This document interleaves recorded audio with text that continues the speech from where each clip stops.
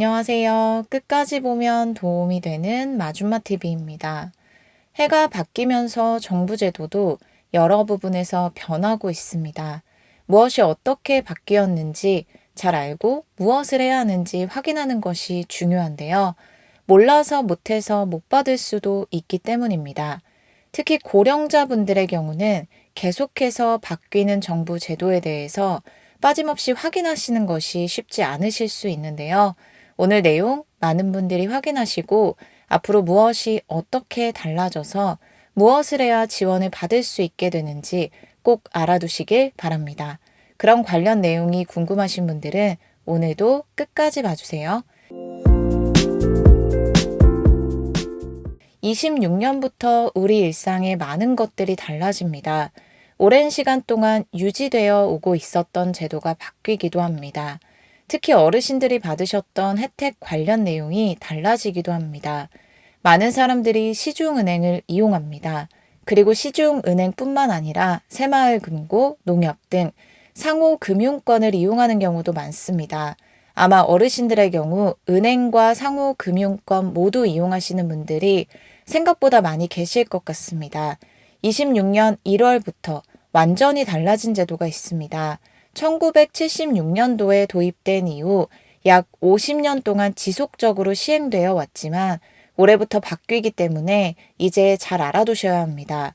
새마을금고, 농협, 수협, 산림조합, 신협 등 상호금융권을 이용하시는 분들과 앞으로 이용하실 분들은 다음 내용을 꼭 잘 확인하시길 바랍니다.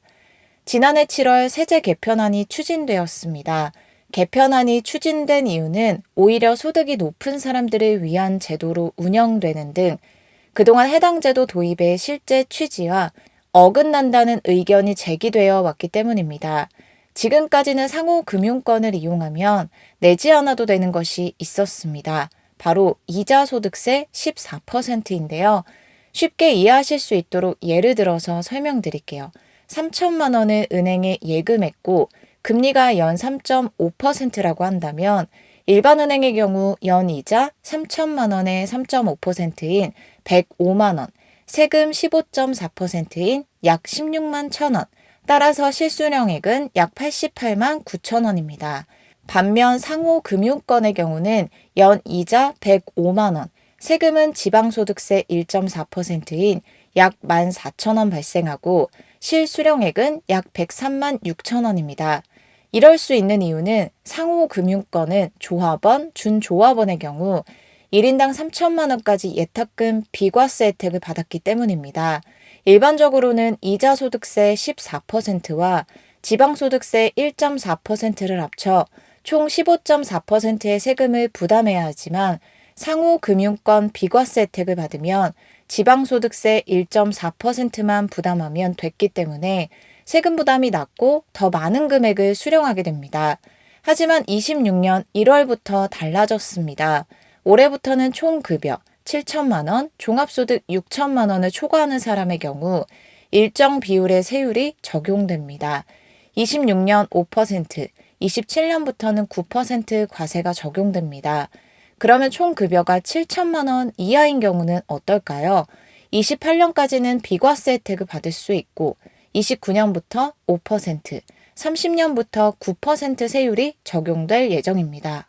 올해 농협, 새마을금고 등 상호금융권에서 비과세 혜택을 받으려고 생각하셨던 분들 있으시다면 본인의 총 급여가 7천만 원을 초과하는지 확인하시고 과세 적용 여부를 잘 비교하신 다음에 선택해서 이용해 보시는 게 도움이 되실 것 같습니다. 다음 소식 꼭 잘 알아두시길 바랍니다. 지난해까지는 기초연금 수급자가 아니었지만 올해 기초연금을 지급받게 되신 분들도 계시고 작년에 이어 올해 계속 수급 자격을 유지하고 계신 분들이 계신데요. 올해 기초연금 제도 기준이 달라졌습니다. 가장 중요한 수급 자격인데요. 수급 여부를 결정하는 중요한 요건 중 하나인 선정 기준액이 지난해와 달라진 것입니다. 월 소득 인정액이 선정 기준액 이하인 경우 기초연금을 받을 수 있는 자격이 되는데요. 선정 기준액이 25년 대비해서 높아졌습니다. 단독가구 25년 228만 원, 26년 247만 원, 부부가구 25년 364만 8천 원, 26년 395만 2천 원으로 상향되었습니다. 25년 대비해서 각각 19만 원, 30만 4천 원 높아졌고 8.3% 증가했습니다.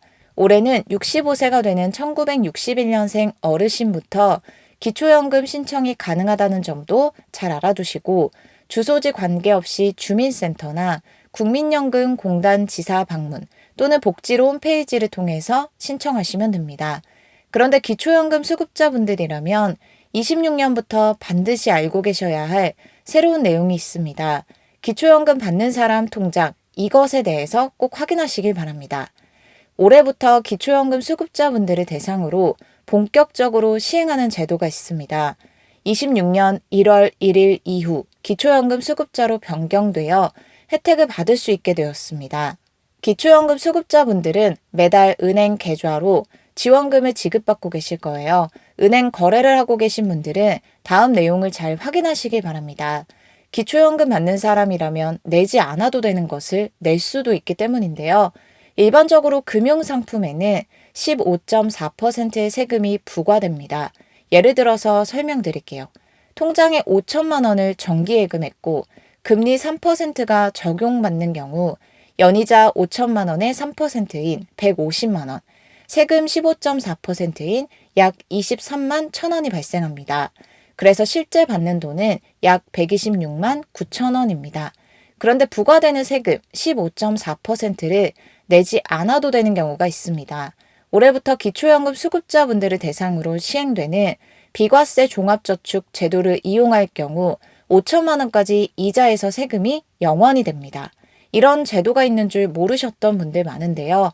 지난해까지는 65세 이상 분들이 가입할 수 있었지만 26년부터는 기초연금 수급자로 변경되었습니다. 본인이 가지고 있는 통장에 자동으로 비과세 혜택이 적용되는 것이 아닙니다. 반드시 은행 등 금융기관에 방문해서 비과세 종합저축으로 가입을 해야만 비과세 혜택을 받을 수 있게 됩니다. 조금 전 예를 들어 설명드렸던 정기예금 5천만 원, 금리 3% 예치하는 경우 일반 예금과 비과세 종합저축의 이자 차이가 1년에 약 23만 원 정도 발생합니다. 약 5년 동안 유지할 경우 약 115만 원의 차이가 발생할 수 있습니다. 이렇게 어떤 상품을 이용하느냐에 따라서 수십만 원에서 수백만 원의 차이가 발생할 수 있기 때문에 이런 제도가 운영 중이라는 내용에 대해서 잘 알아두시는 것이 중요합니다. 기초연금 수급자가 비과세 종합저축에 가입할 경우 5천만 원 한도까지는 세금이 전혀 부과되지 않는다는 것도 꼭 기억하시길 바랍니다. 관련 내용에 대해서 잘 모르셨던 분들 계셨다면 잘 알아두시고 해당 내용에 대해서 필요에 맞게 잘 이용해 보시면 좋겠습니다. 오늘도 끝까지 봐주셔서 정말 감사합니다. 구독과 좋아요, 알림 설정 꼭 부탁드립니다.